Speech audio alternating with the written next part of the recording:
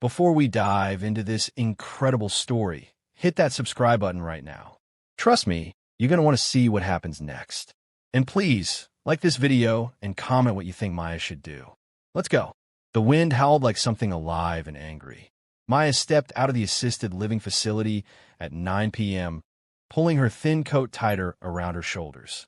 Snow wasn't just falling, it was attacking, horizontal and relentless, obscuring everything beyond 10 feet. She'd worked a double shift, her feet ached, and all she wanted was her apartment, hot chocolate, and sleep. The bus stop was only 3 blocks away. She could make it. She couldn't make it. 20 minutes later, Maya stood at the shelter, watching buses refuse to stop because of the treacherous roads. Her phone battery was at 7%. The temperature had dropped so low she could barely feel her fingers. Other people had given up and called Ubers. She'd checked, and there was a 40-minute wait. She decided to walk. It was stupid. She knew it was stupid, but standing still felt worse than moving forward, and forward was home. That's when she saw her. An elderly Korean woman lay crumpled on the sidewalk just past the bus shelter, barely visible under the accumulating snow. For a moment, Maya thought she was dead. Her body wasn't moving. Her gray coat blended with the white ground. If Maya had looked down 2 seconds later, she might have missed her entirely. "Oh God! Oh God!" Maya whispered, running toward her. Her exhaustion evaporated. The cold became irrelevant. She dropped to her knees, checking for a pulse. It was there, faint but steady. "Can you hear me? Can you hear me?" The woman's eyes fluttered open, unfocused and confused.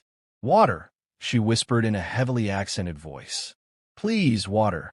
No, you're okay. You're okay. Can you stand? Can you move?" Maya's mind raced. Call 911, but the wait would be long. The woman could freeze. She was already shaking violently, her lips blue. Maya made a decision that would change everything. She wrapped her arm around the woman's waist. "I'm going to help you up. Try to stand with me. Come on, you can do this." It took 5 minutes to get her to her feet. Another 10 to stumble through the snow toward Maya's apartment building, just 4 blocks away, but feeling like a marathon. The woman leaned heavily against her, murmuring in Korean, her breath coming in shallow gasps. Maya's arms burned, but she didn't stop. She didn't even slow down. By the time they reached her 3rd-floor apartment, both were gasping for breath, soaked and trembling. Maya laid the woman on her couch, immediately grabbing blankets. She peeled off the woman's wet coat and boots, wrapping her in every blanket she owned, then ran to the kitchen for water and her phone's flashlight to check for frostbite. The woman's fingers were pale, but pinking up slowly. "Stay here," Maya said. "I'm going to make you something warm." 20 minutes later, the woman sat wrapped in blankets, holding a bowl of hot soup Maya had prepared. Her color was returning. Her eyes were more alert, tracking Maya as she bustled around, still in her wet work clothes, getting the radiator to blast heat. "What's your name?" Maya asked, sitting across from her. Min-jun Park." The woman's voice was small, raspy. "You saved my life." "Min-jun," Maya repeats it gently. Maya, what were you doing outside in this weather? Do you have family I can call?" Min-jun's expression clouded. She looked away. "No one. Not anymore." She took another sip of soup.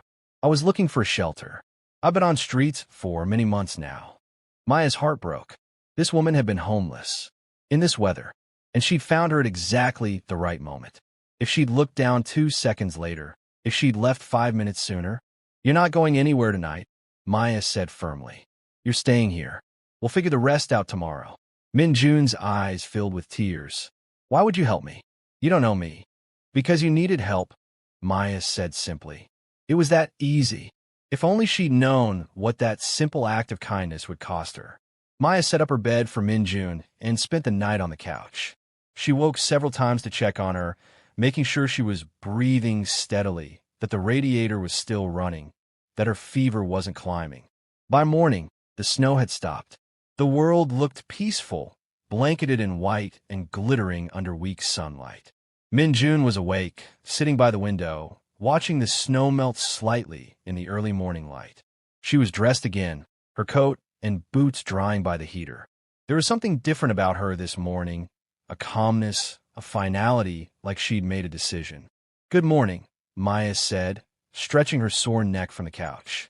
"How are you feeling?" "Better. Much better." Min-jun turned from the window. She looked at Maya with an intensity that made the younger woman pause. "I must leave now. I cannot stay longer." "What?" "No, it's still cold out there. You need to see a doctor. Let me help you find a shelter, somewhere safe." "You already did." Min-jun stood and approached Maya. She took both of her hands. "What you did?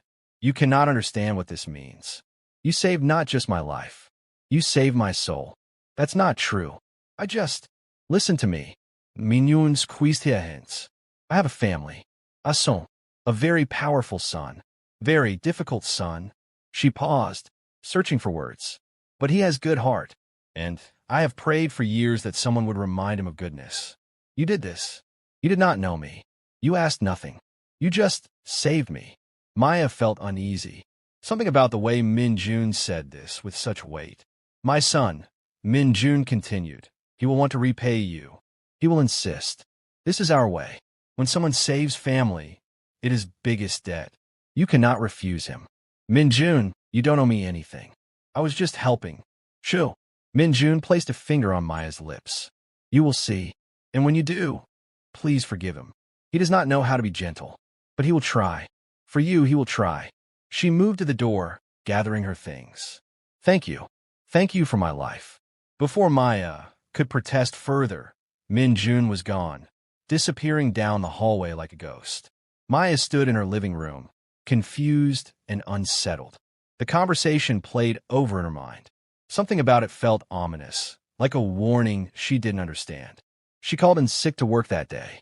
She cleaned her apartment obsessively, unable to shake the strange feeling that had settled in her chest. By evening, she'd almost convinced herself it was nothing. Min-jun was just a kind old woman, grateful and spiritual. Of course she'd talk about debt and family duty. It meant nothing. It meant everything. The next morning, black SUVs lined her street. 3 of them, parked with military precision. Maya watched from her window, heart hammering, as men in dark suits emerged. They weren't police. She knew the difference. They moved like predators. Then the back door of the middle SUV opened. He stepped out like he owned the world. Tall, commanding, with sharp features and eyes that looked like they'd seen things no one should see. He wore an immaculate black coat over an expensive suit. Everything about him screamed danger. Screamed power. Screamed, "Don't fuck with me." He looked up at her apartment building, and even from 3 stories up, Maya felt the weight of his gaze lock onto her like a sniper's scope. Her phone rang. Unknown number. Against her better judgment, she answered. "Miss Maya," a man's smooth voice, unaccented English. "My employer would like to speak with you. Please open your door." Who are you? What do you want?" "My employer is Jin Park, and he's here to claim his wife." The line went dead. Maya's hand shook as she hung up. Wife. She didn't know anyone named Jin Park. She didn't have a wait. Min-jun. Min-jun had said something about a son. A powerful son. A very difficult son. Oh God. The knocking came moments later. Not aggressive, but authoritative. 3 firm knocks on her apartment door. Maya considered not answering, but she could see them from her window. They'd wait. And something told her that Jin Park wasn't a man who waited well. She opened the door. He filled the doorway. Up close, he was even more intimidating. Handsome in a way that made her nervous, with a scar running along his left jaw that looked like a story of violence. His dark eyes studied her with an intensity that made her feel like he was reading her soul. "Miss Maya," he said, his voice low and measured. "Thank you for inviting me in." I wouldn't." "My grandmother," he interrupted, stepping inside without permission. His men remained in the hallway. "Min-jun Park. You helped her during the snowstorm." Yes. She was homeless, and she was freezing, so I brought her here." "That's it. I just helped her." "You did more than that," Jean said quietly. "You showed her kindness when the world showed her nothing. You saved her life without knowing who she was or what you might gain. This is something rare." He turned to face her fully.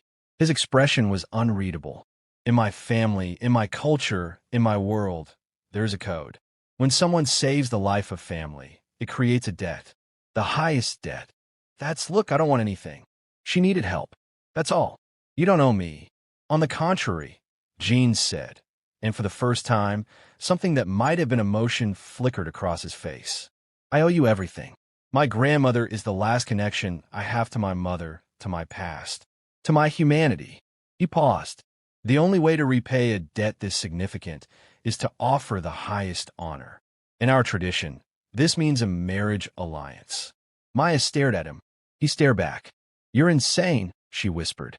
Perhaps, he said, but you're going to marry me. That's what happens when you save someone's life in a snowstorm. You don't just meet their family. You become part of their empire. And Jin Park's empire was about to consume everything she knew. If you're wondering what happens next, stay with us. And please, comment below. Would you accept his offer, or would you run? Make sure you subscribe because this is about to get much darker. Absolutely not, Maya said, her voice rising. I don't know you. I will never marry you. What kind of psychopath comes to someone's apartment and demands marriage like it's a transaction? It is a transaction, Jin replied calmly, removing his coat. He draped it over her chair like he owned her apartment, like he owned her. In my world, this is how things are done. My grandmother was given a second chance at life because of you. The debt must be repaid. Then repay it with money. Give me money if you feel obligated, but I'm not going to marry some stranger just because of some medieval cultural tradition. Jin's expression didn't change, but something shifted in the air between them. You think this is simple? That you can refuse as if you have a choice. He stepped closer, and Maya backed up instinctively. Let me explain something to you, Miss Maya. I'm not a man who is accustomed to refusal. In my business, when I offer someone something, they accept. When I make a decision, the world adapts. I have just decided that you are my wife. I don't care what you've decided. I'm not marrying you.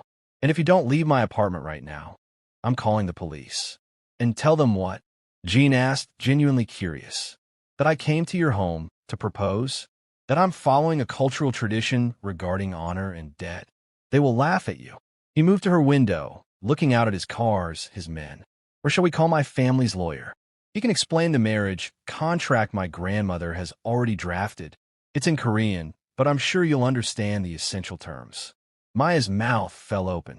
She can't just draft a marriage contract without my consent. She can and has, Jin said. She's had 70 years to understand the power of documents. Now, we can do this easily, or we can do this the hard way. But we will do this, Miss Maya. The only variable is how much trouble your life becomes in the interim. There was a knock at the door. One of Jin's men entered without waiting for permission. He whispered something in Jin's ear, and Maya watched as Jin's face darkened. Whatever it wasn't good. We need to leave, Jin said abruptly. Thank God. You need to come with us. Absolutely not. Jin's eyes flashed dangerously. This is not a negotiation. My rivals have just learned about you. Your existence is now a liability in my business. If you stay here alone, they will use you to get to me. You need protection. My protection. Maya's defiance wavered. Your rivals? I didn't mention my occupation. Jin's smile was sharp as a blade. I'm a businessman, Miss Maya. I deal in various enterprises. Some people in my industry are not pleased with my recent expansion. They have just learned that my grandmother is alive and living with a young black woman in a modest apartment. By tomorrow morning, every crime family in this city will know your address, your schedule, your routine. He was right. Maya hated that he was right. Being around him was dangerous, but being away from him seemed even more dangerous. How long? She asked quietly. How long would I have to stay with you? Until the threat is neutralized, Jin said. Then we marry. Then we figure out what comes next. And if I refuse, then I park men outside your building anyway. And you lose your freedom without the protection of being my fiancé. At least if you're with me, you're safe. It was coercion. It was manipulation. It was the least fair choice she'd ever been given. But when a man like Jin Park made threats, Maya understood they weren't empty. She packed a bag in silence while Jin waited. Her hands shook as she threw clothes, toiletries, her laptop into a suitcase. This was insane. This was absolutely insane. But as she zipped it closed, she thought of Min-jun, of the decision she'd made to help someone in the snow. How one moment of kindness had cascaded in her being abducted by a mafia boss. The SUV ride to Jin's penthouse took 20 minutes. No one spoke. The building was in the financial district, gleaming and expensive, the kind of place where important people lived and worked. They took a private elevator to the top floor. When the doors opened, Maya gasped. The penthouse was enormous. All floor-to-ceiling windows overlooking the city, modern furniture, art that probably cost more than she made in a year. And standing near the window, waiting, was Min-jun.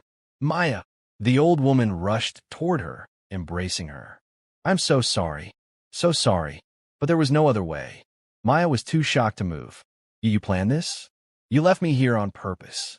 Yes, Min-jun said, holding her at arm's length. I've been on streets because my son would not speak to me. We had terrible fight years ago. He said I betrayed the family. He said I was weak. We did not speak for 5 years, Maya. 5 years. My own son treated me like I was dead. Jin stood in the shadows, watching. I prayed. Min-jun continued, her eyes shining with tears. I prayed that someone good would find me. Someone who could show him that goodness still exists. Someone who could remind him of the man he used to be, before the violence and the money and the power. Then you found me. And I knew. You knew what? Maya asked, though she was beginning to understand. That you were the one, Min-jun said. That you would be the bridge between my son and his soul. There was a commotion from the hallway. Shouting, gunshots, muffled by distance and walls, but unmistakably gunshots.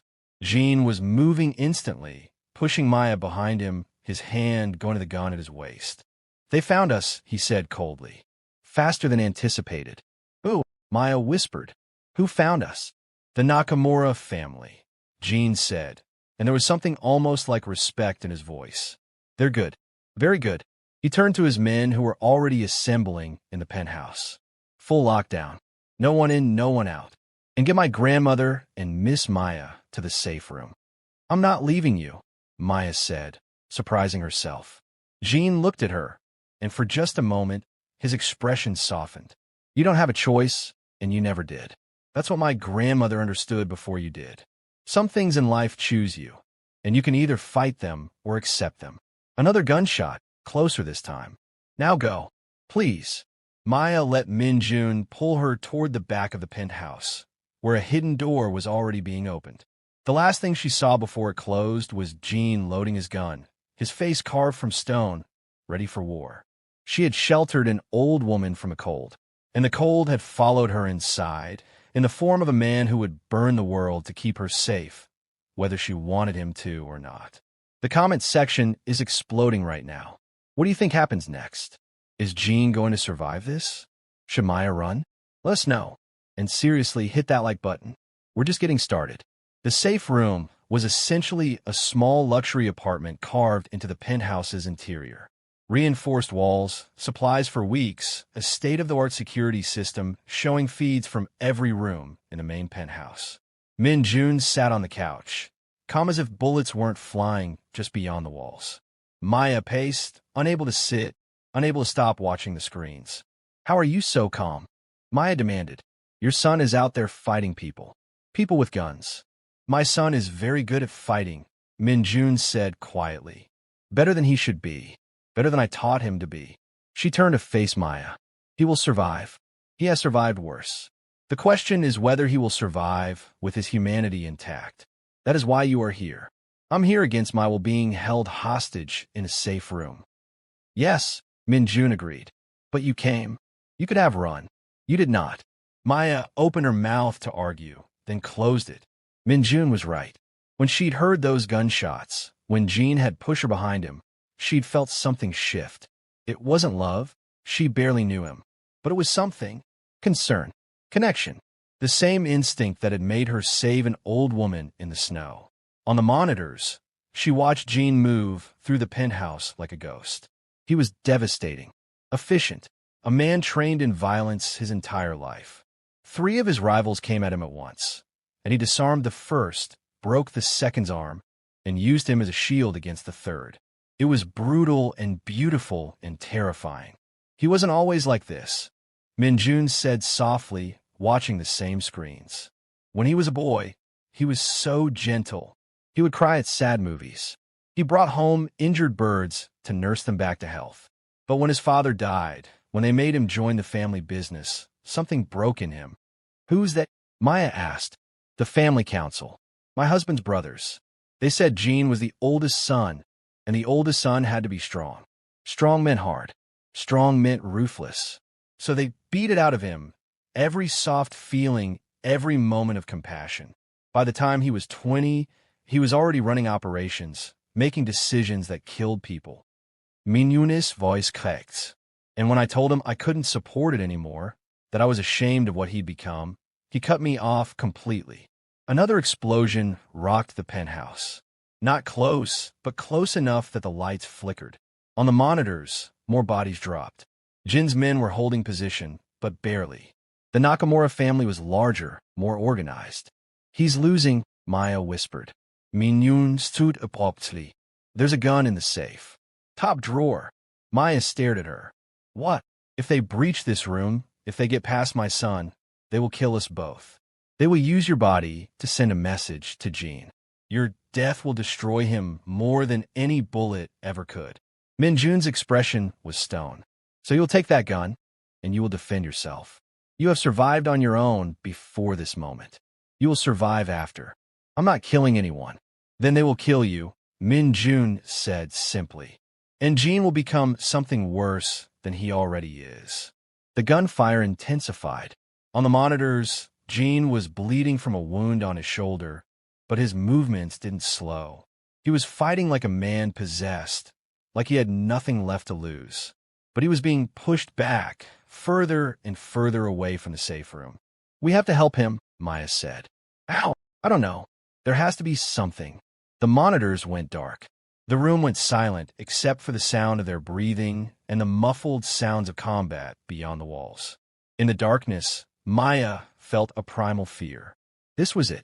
This was the moment everything changed. Then one monitor flickered back to life, not showing the penthouse, but showing a different angle. Jin was in the main hallway now, surrounded, outnumbered 5-1, and he was smiling. It wasn't a kind smile. He made a hand gesture, and suddenly the penthouse's security system came fully online. Glass barriers slamming down between sections, sealing off exits, creating a maze that only someone who lived here would know how to navigate. 3 of the Nakamura men were trapped in separate sections.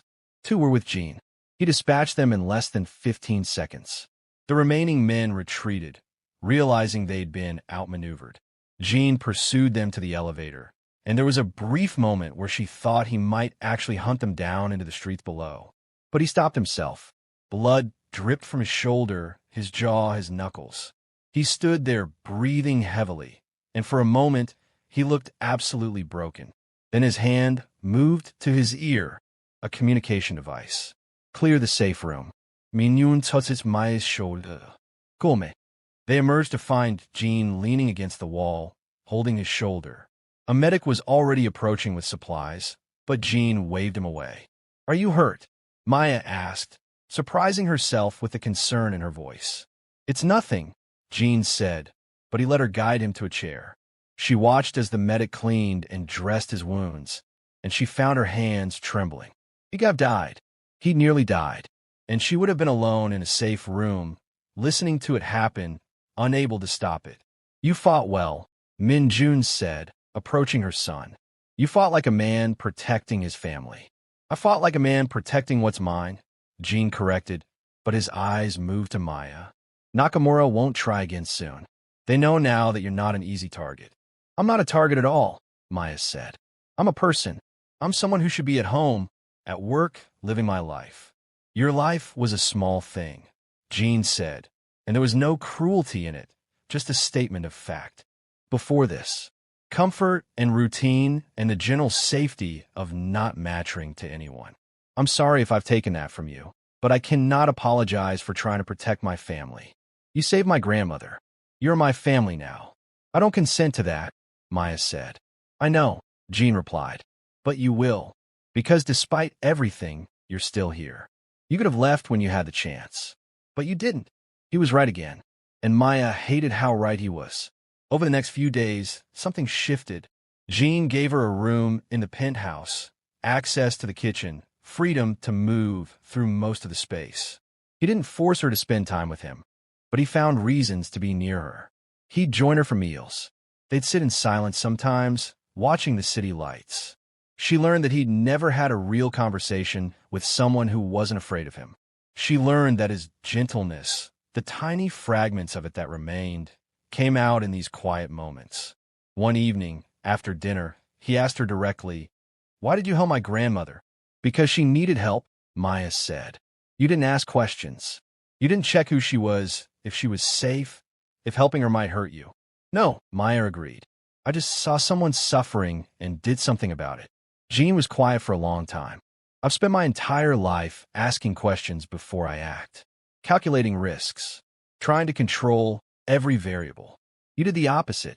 You acted on pure instinct. Pure compasión.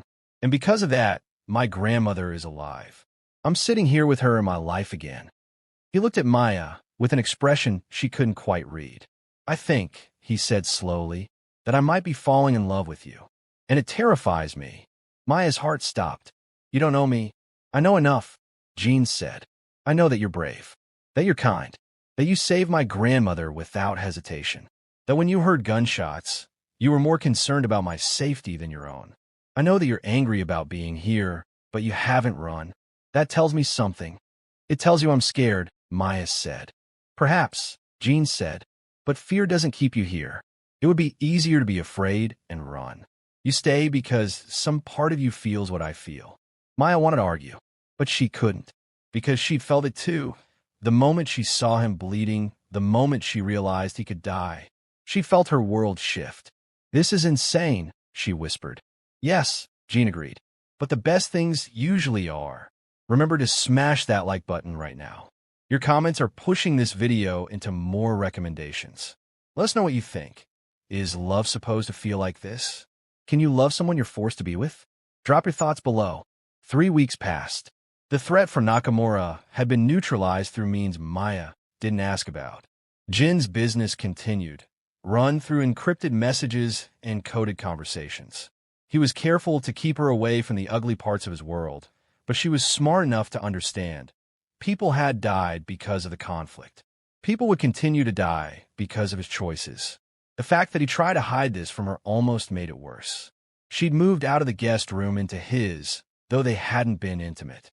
They slept in the same bed, but on opposite sides, maintaining a careful distance that was becoming harder to keep.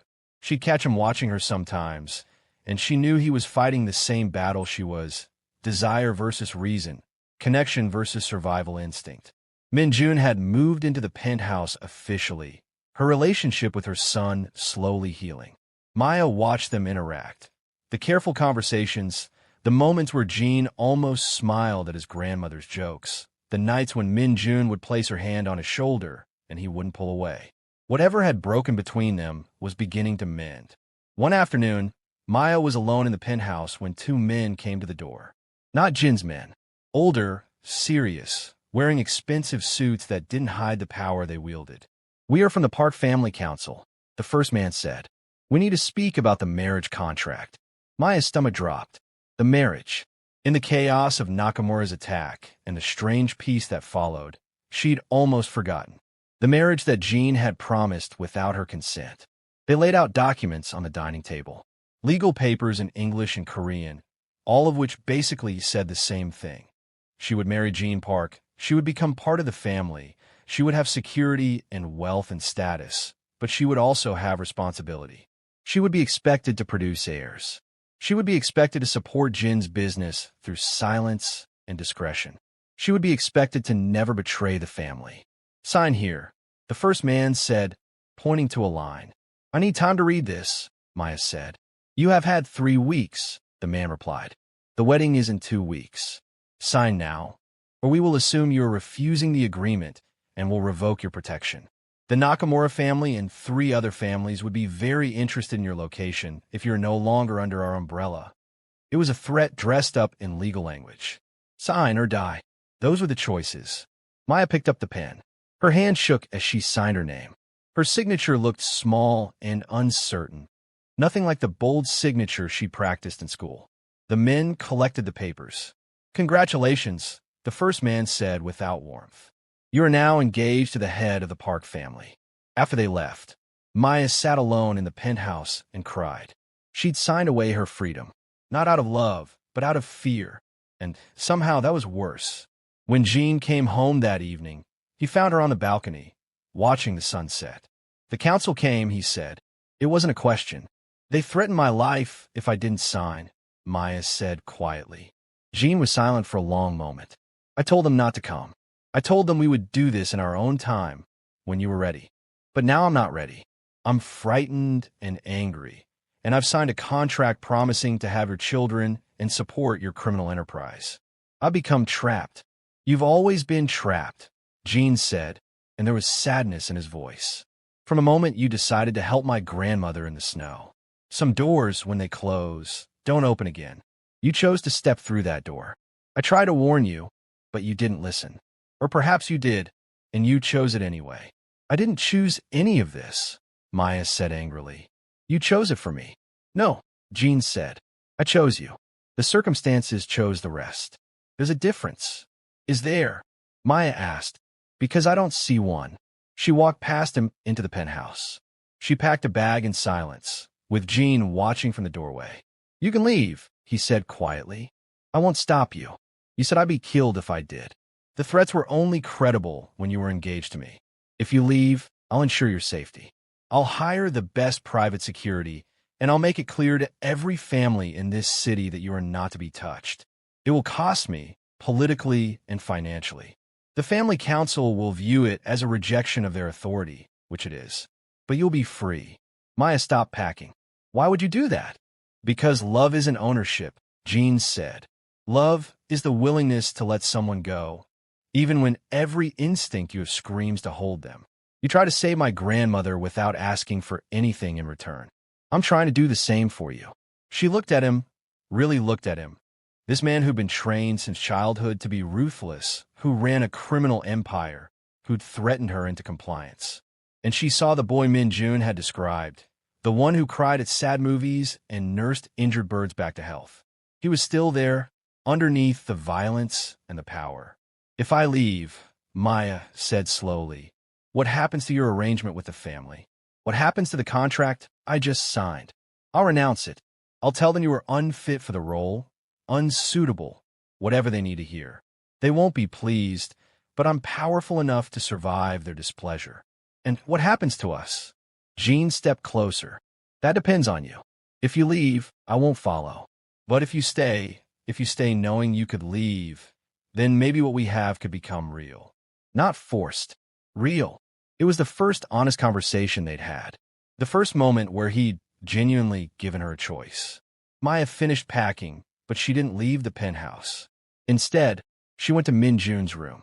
The old woman was in bed, reading glasses perched on her nose. "Tell me the truth," Maya said. "Did you really plan this?" "All of it." Min-jun set down her book. "I planned to save my life and my son's soul. Everything else followed from that. I didn't force you to stay. You made your own choices, Maya. Some of them were survival instinct. Some of them were cowardice. But some of them were love, even though you don't want to admit it. I don't love him. I can't. This isn't real. Love is never about what is real," Min-jun said. "Love is about what you choose to make real. My son has been dead inside since his father died. But when you look at him, he becomes alive again. That is real. That matters." Maya left Min-jun's room and went back to Jin's bedroom. She found him sitting on the balcony, looking out at the city as if he could see the consequences of his choices written in the lights below. "I'm not leaving," Maya said. Jin didn't turn around. "Why?" "Because I'm angry, and I'm scared, and I don't know what I feel for you. But I know that when I heard those gunshots, when I thought you might die, something in me broke. And I want to understand what that is. I want to see if it becomes love, or if it becomes something else. But I want to know it on my own terms, not because I'm forced to." "And the contract?" Jin asked. "The wedding in 2 weeks." "The wedding happens," Maya said. "But we do it differently. We do it because we choose to, not because we're forced to." And you tell the family council that if they ever threaten me again, you'll end them. All of them. Because I matter to you more than your empire. Can you do that? Jin turned to face her. Yes, he said. I can do that.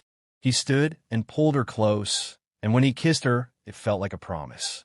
Not a perfect promise. Their situation was too complicated, too dangerous, too morally ambiguous for that. But it felt like a real promise. A choice they were both making. The next day, Jin called the family council and told them that anyone who interfered with Maya would answer to him personally. 3 council members attempted to challenge his authority. By the end of the week, they were missing. The message was clear. This woman was untouchable, and Jin would kill anyone who thought otherwise. It was terrifying and romantic in a way that made Maya question her sanity. But it was also real. He was choosing her. Over his empire, over his family's wishes, over everything. He was choosing her. We're at the halfway point now. If you're loving this story, your comments could push us to the front page. Tell us, should Maya marry Jin? Can true love grow from forced circumstances? Don't forget to like and subscribe for more stories like this. Let's keep the momentum going. The 2 weeks before the wedding were strange and beautiful and terrifying in equal measure. Maya bought a white dress, not because tradition demanded it, but because she wanted to feel like herself on her wedding day, and white made her feel strong. Jin had a tailor come to fit him for a suit. They planned a small ceremony in the penthouse. Just family and a few trusted associates who wouldn't betray the news to the criminal underworld. But the night before the wedding, everything changed. One of Jin's lieutenants came to him with urgent news. The Nakamura family had made a move. They hadn't attacked Jin directly. Instead, they'd kidnapped someone from his inner circle, a man named David, one of his oldest friends and most trusted advisors. The message was clear. If Jin wanted to see David alive, he would abandon his plans to marry Maya. They want to separate us, Maya said, understanding the strategy immediately. They think if you're alone, you're vulnerable. They're right, Jin said grimly. They were in his office, a room lined with screens showing operations across the city. A married man with family is predictable. A single man focused only on business is dangerous. But a man in love, split between his bride and his responsibilities, that man makes mistakes. So don't go, Maya said. Let them have David. Negotiate from a position of strength. David saved my life when I was 20 years old, Jin said quietly. He took 3 bullets meant for me. I owe him a debt as great as the one your kindness gave me. I can't abandon him. Then I'm coming with you. No, Jin said immediately. Absolutely not. You don't get to decide, Maya said, and there was steel in her voice now. I got pulled into this world because I helped your grandmother. I've lived under threat for 3 weeks. I've signed a contract. I'm about to marry you, so I'm already in this. I'm coming with you, and we're going to get David back, and we're going to make it to our wedding tomorrow. Jin looked at her like he was seeing her for the first time. This woman who'd sheltered an old woman from the snow was now willing to walk into danger without hesitation. You're going to get yourself killed, he said. Probably, Maya agreed. But I'm not letting you do this alone. They assembled a team. 30 men, all heavily armed, all willing to die for Jin. They had intelligence suggesting David was being held in a warehouse in the industrial district. It was obviously a trap, but it was the only lead they had. The warehouse was dark and empty-looking, but Jin's thermal imaging showed at least 50 bodies inside. The Nakamura family had brought overwhelming force, betting the sheer numbers would overwhelm Jin's team. They were wrong. What Nakamura hadn't counted on was Maya. While Jin's men engaged the Nakamura forces in the main warehouse, Maya slipped through a back entrance she'd spotted on the approach. She moved through the darkness with a phone light and pure adrenaline. Following the sound of breathing, she could only hear because everything else was so quiet. She found David in a reinforced container, beaten but alive. He was tied and gagged, but his eyes widened in recognition when he saw her. Don't make noise, Maya whispered, working the knots with shaking fingers. We're getting you out. Behind her, the sound of gunfire intensified. Her hands moved faster, adrenaline replacing care. Finally, the last knot came loose. David pulled the gag from his mouth. Run, he said. Get out of here. That's the plan, Maya said, pulling him up. But as they turned toward the exit, 3 Nakamura men emerged from the shadows. Their guns were raised. One of them smiled. We got the woman, he said into his radio. Everything went silent for a moment. Maya understood what that silence meant. Jin had heard. Jin knew she'd been captured, and the careful balance of the battle just shifted. They could hear it from outside the warehouse, the sound of Jin's men advancing, no longer holding back, no longer trying to minimize casualties. They were trying to reach her, which meant Jin was coming, which meant all hell was about to break loose. Get in front of me, David said, pushing Maya back. What? No. The Nakamura men opened fire. David's body absorbed the first volley, and then Jin was there, moving so fast he was barely visible, his gun firing in precise, controlled bursts. The Nakamura men dropped. David was bleeding badly, but he was alive. You came, Maya gasped. You came first, Jin said, checking David's wounds. That was incredibly stupid. That was the bravest thing I've ever seen. Never do it again. I found him. I got him out. You put yourself in danger, Jin said, and she could hear the fear underneath his anger. You could have died. I could have lost you before I even married you. But you didn't, Maya said. We're fine. We're all fine. They weren't fine. David needed immediate medical attention. Jin's men had taken casualties. The Nakamura family would respond to this invasion of their territory. But in that moment, as Jin pulled her close and she realized he would have burned the entire city to find her, Maya understood something. He loved her. Not in the way she'd imagined love working. Not in the Hollywood way where everything was simple and clean.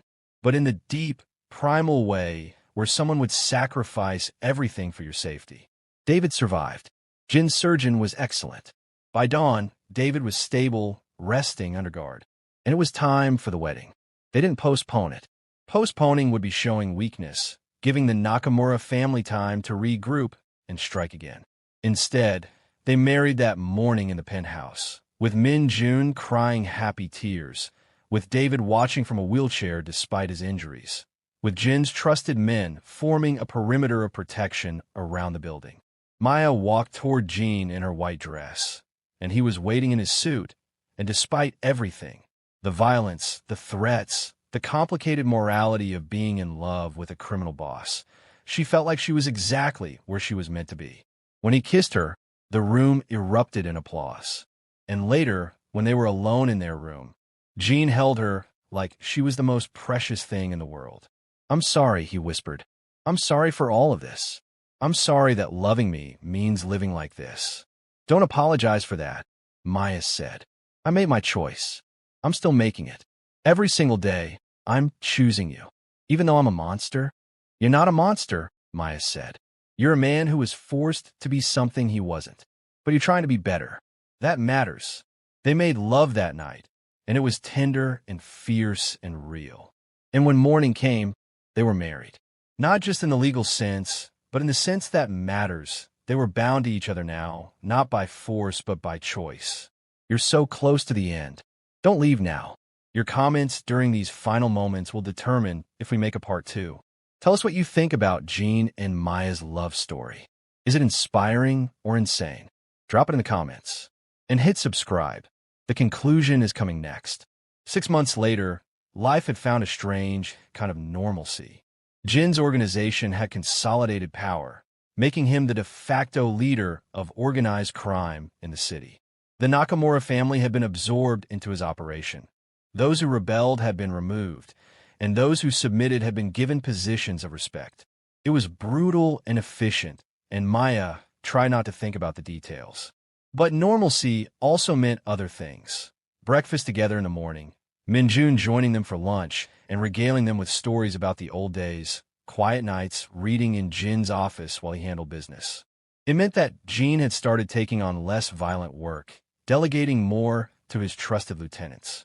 It meant that he was beginning to resemble the boy his grandmother had known. The pregnancy test was positive. Maya held it in her trembling hands, sitting in the penthouse bathroom, unable to quite believe it. She was going to have a child.